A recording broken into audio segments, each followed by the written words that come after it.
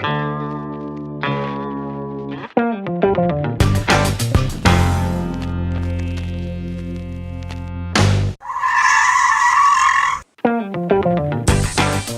everybody, welcome to episode 28 of the Stop and Give Me 20 podcast, 20 minutes with some of the world's top fitness professionals. I'm your host, Anthony Randa. You can check out the show notes at stop20podcast.com. That's stop20podcast.com.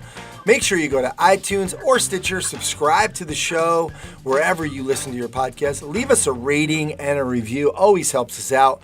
All right, for today's episode, I have on Frank Nash, and he's the best-selling author and international speaker, personality. He's one of the most in-demand and exciting coaches, writers, and presenters in fitness today. He currently spends his time lecturing, teaching, training, and writing, as well as being the owner of Frank Nash Training Systems in Worcester, Massachusetts. His leadership is recognized nationwide. He currently consults many gyms on the business of fitness, and that stretches across our whole known universe, not just the U.S. Frank recently partnered with fellow rockstar Rick Mail and created the Secret Trainer Society, a roundtable leadership group specific to training clubs. He consults and works with training gyms and club owners all over the globe, mostly trying to get them to change their music to mid-90s rap. Frank, thanks for coming on. Thanks for being here. And, again, it's great to hook up again way back in the Strength Coach TV days, man. So it's been a while. I'm happy to reunite, and I'm pumped, man. Yeah, man. You know, it's funny. You're one of my first episodes on Strength Coach TV. I'm getting that going again very shortly, and we're going to come back up and visit you because obviously it's a completely different facility and a lot's changed. So we're going to. And I have a completely different head of hair. There you go. Frank, let's get into this. What's your story? Well, my story with fitness and loving fitness is just this. I love sports. High school football player. My junior year, I asked my dad for Christmas for a gym membership. So he got me a gym membership to a Gold's Gym, big box club, 5,000 members, and I just went after it. Now, this is where it all kind of ties together. By the time football season came around, my senior year, I was absolutely dominating. And I did attribute that to me just working out. But the more important thing I noticed was towards the end of the season, as I was exercising and strength training, my performance gap between myself and my competition widened so much where it just got me hooked and addicted forever, my friend. So now we fast forward to college where I'm still like a young meathead lifting at Gold's Gym, and a good friend of mine introduced me to all of our friend Jeff Oliver at Holy Cross. Now, this was the first time I was actually introduced to performance enhancement training, where I wasn't just doing meathead strength training, benching, squatting. I was actually training for sport, speed, explosiveness. And again, that propelled me even further in my Division III athletic career, where, again, it made me that much more addicted to the fitness world and the strength and conditioning world, where I'll never look back. It's something I live, I breathe. I still train hard to this day, and I love teaching this. That's pretty obvious from anybody that knows you. Frank, what was the program though? Like when you got the Gold's Gym, did you just go in there? Did you get did you get a book? What'd you do? What were you doing for programming? Yeah, man, I got a book. It was called Muscle and Fitness. I got it at a local vitamin shop. I just picked out what I wanted to do that day, and then of course, over the course of the next couple of months, you find the biggest guy in the gym and you ask him what he's doing, which, by the way, is not the worst idea in the world. If you find someone who's bigger, faster than you, and just do what they're doing. There you go. It's not bad. Everything works until it doesn't work. Works pretty good. Frank, who was that superhero growing up? Who influenced you the most to become who you are? That's a great question. There's actually a lot of them. I'm not going to go into all the specifics, Anthony, but every coach I've ever had has been a superhero to me. Like most of us, I didn't have the best childhood growing up. Didn't have the best leadership from my family. They just weren't around. So when I got into any sort of sport, I really gravitated towards my football coaches, which, it's just instant family. So whether it's my high school coach, Coach Foley, whether Coach Sullivan in college. It was basically that father figure I never had who, and again, it's instant family. And that probably is why I got into coaching in general, because the lack of family in my life from a personal standpoint, now I can create my own family. And so those are my superheroes were my coaches, every single one of them that treated me like a son. Very cool. And I think, again, anybody that kind of follows you on social media and knows, knows your gym and some of the videos that you've done, and it's obvious you've created such a great family culture there. So, nice job. Thank you. Frank, what about now? You travel all over with a bunch of superheroes to teach other business owners and club owners to about business. Who's your superhero now? Who are you looking up to now that are doing some great things out there? I have two superheroes who've always been really gracious to me. I think we all have mentors, but the first one is Tom Plummer. We've always been friends. He is a little surly sometimes. He's a little sour, but I love the guy to death, and he's been a great friend and mentor to me. My other superhero is Neil Spruce, who I've known since '98, has been definitely a father figure to me, and even at this juncture of their careers, they both, especially Neil, wants to give back and is definitely a real true superhero. And the stuff, and again, I use Neil for an example, just, sitting out on his deck, talking to him about the state of the fitness industry. He still wants to change the world of fitness. He still wants to give back. When most of us at his age would want to retire, he's not letting up, and it's his life's mission. And I really admire that. I respect that. And it's something that I hope to kind of live up to. Good stuff. What about, again, you're traveling all over. You have your gym, number one, so you have all your clients, and they're one of your families. You have the group that you kind of travel around with and teach with Rick, and you guys teach other business owners. With your message, who are you trying to be a superhero to? You know what? I'm trying to be a superhero to that personal trainer who actually is in the business because they love training, they love coaching, and this is something that they want to do for the rest of their life. I want to be that superhero to them, to show them there is a way you can do this that isn't going to kill you. You can have a lot of fun doing this, and when all's said and done, your clients are happy, you're happy, and you're going to make some money. Every single person wins. I'm looking for that person who really wants to be successful and be a coach. But most importantly, they love coaching first. If you're getting into it just for the money, you're in the wrong business. If you're a kick-ass trainer, you love fitness, you love helping kids, adults, I want to help you. Love it. Frank, when you first started out, when I first met you, I think definitely it's obvious you've always had the passion. Do you feel like over the years you've kind of specifically tried to articulate that a little bit more? It's obvious now. Maybe you're a little more comfortable, maybe just because we have more videos, etc. But you definitely try to articulate the message a lot more about how passionate you are and how much fun you have doing this. What kind of changed that?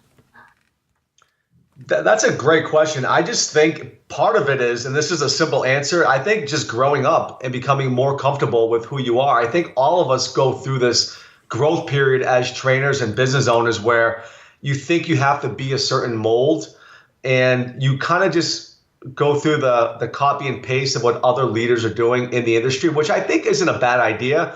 But then eventually you sit back and you kind of transcend that and you say, you know what, I'm going to do what I know works. I can't tell you why me putting my heart on my sleeve and marketing the way I do works, but go with your gut. It works. I know my members like it. I know I like it. And I think it's just part of growing up and being more comfortable in your own skin and who you are as a coach and as a personality. I think you and I both, we've been friends for a while, can go through some of our friends' careers and see how they've grown. And I think a lot of it comes down to they're just really comfortable with who they are now.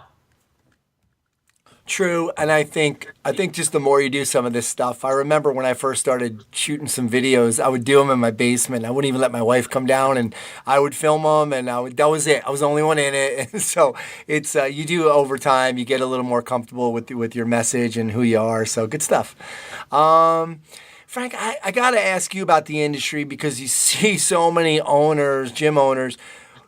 I know you're in kind of a bubble sometimes because the people that are coming to these seminars, they want to learn. But talk to me about the industry and where you feel like we're at and where we're headed in terms of kind of this idea about gyms and big box gyms and the boutique gym, et cetera. That's a great question, Anthony. The way that the fitness industry is today is it's bigger and better than it's ever been in terms of there are more gyms, there are more services, there are more training studios than ever.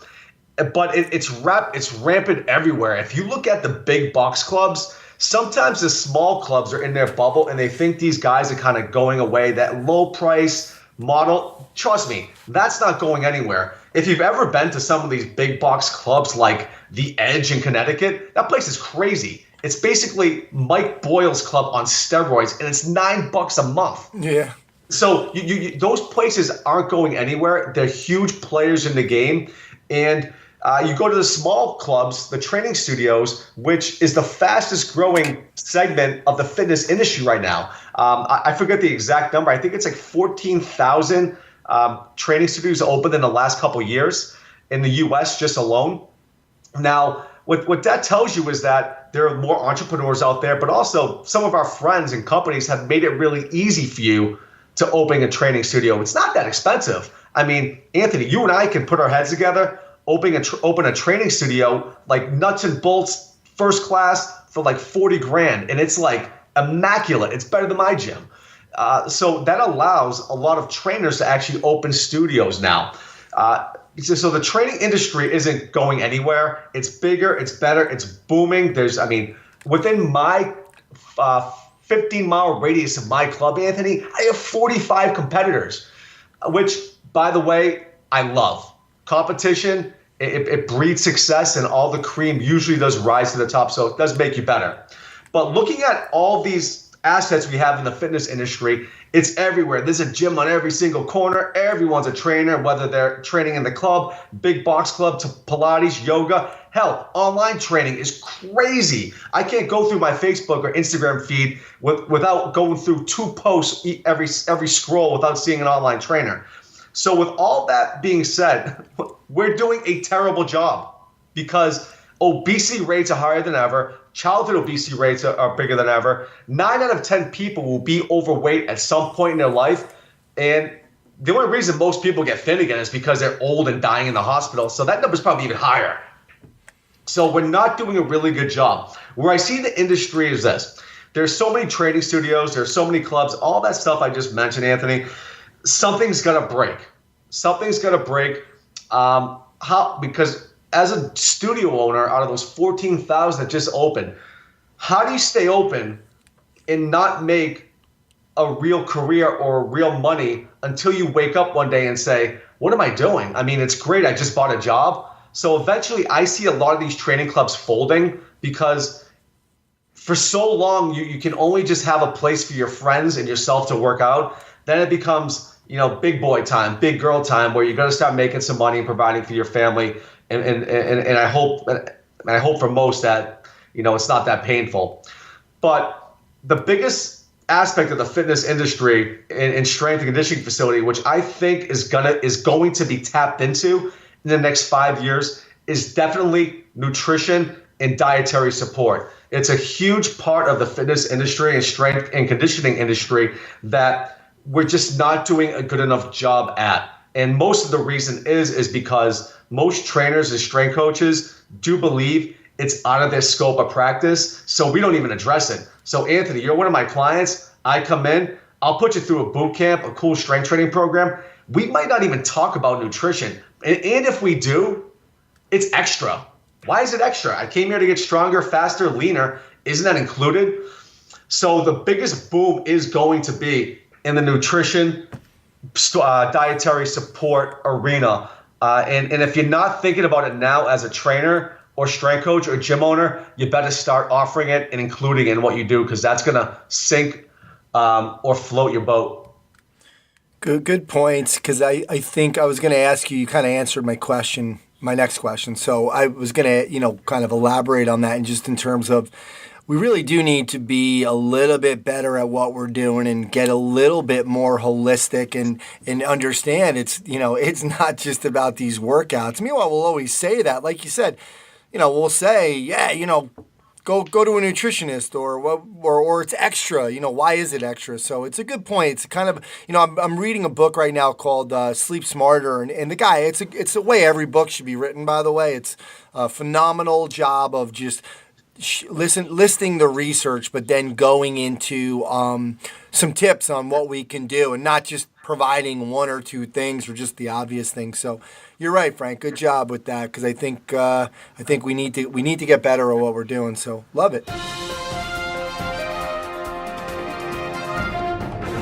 Frank, now it's time for the Stop and Give Me 5 segment. You ready? Fire away, baby. All right. If you can go back and see any band, who would it be? Early Guns N' Roses.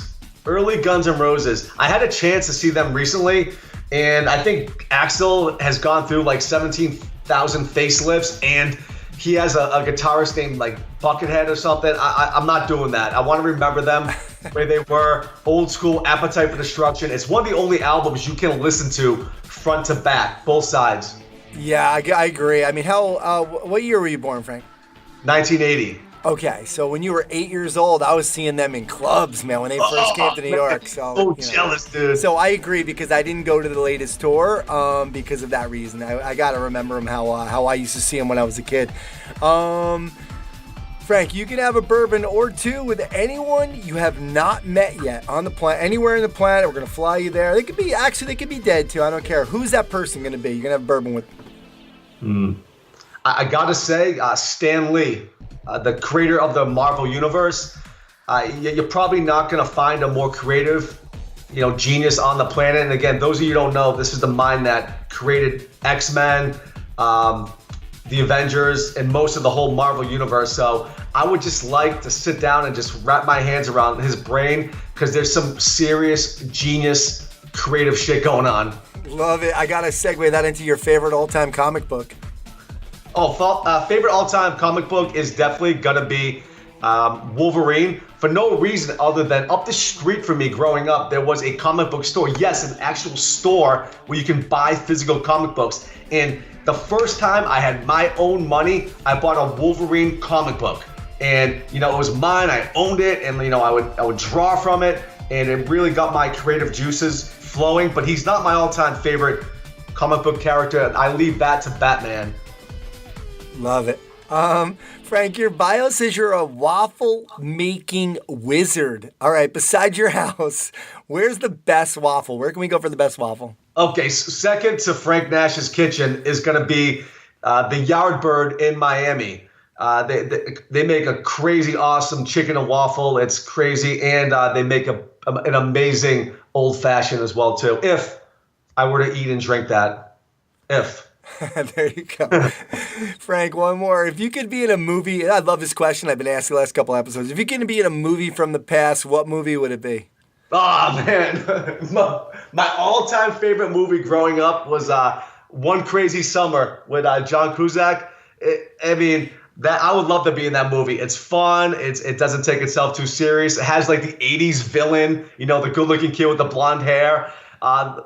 And Demi Moore was in it, so I had a little bit of crush on her growing up. I'm not gonna lie. Love that movie, and I think you could relate to, because he was the cartoon. He was writing. Yeah, of course. Yes, the little bunnies. Yes, yeah. There you go. Awesome, good stuff. Frank, are you working on anything right now? It's kind of getting you really excited. Oh man, I always have a 1,000 projects going on, but one of the biggest projects I'm working on right now is I'm actually rebranding my club. It's actually changing from Frank Nash Training Systems to Stronger. and I'm really excited about that. It's really fun. You know, it is a lot of a headache, but you know, we've been Frank Nash Training System since 2001, and it's the same amazing training, same amazing staff. Nothing's changing but the name and the logo, and it's really exciting times, man. Nice. I'm interested in finding out. We're going to have to do a Strength Coach TV when you turn it over so we can talk to you about that. Good stuff. Frank, let's close it up with the letter to your younger self. Young Frank, what are you telling him? Young Frank, be patient, listen more than you talk, ask for help immediately. That's it. Start at an early age. Do those three things, and you will be. I would have been here a lot faster. Shut your mouth, open your ears, take advice, ask for advice, and again, my message to any trainer or strength coach out there, Anthony, you and I are very lucky that in this industry, we have there are a lot of folks who are very generous with their time, and they probably shouldn't be, but they're overly generous. If you want help, just ask. Hopefully it will save you a lot of heartache and headache.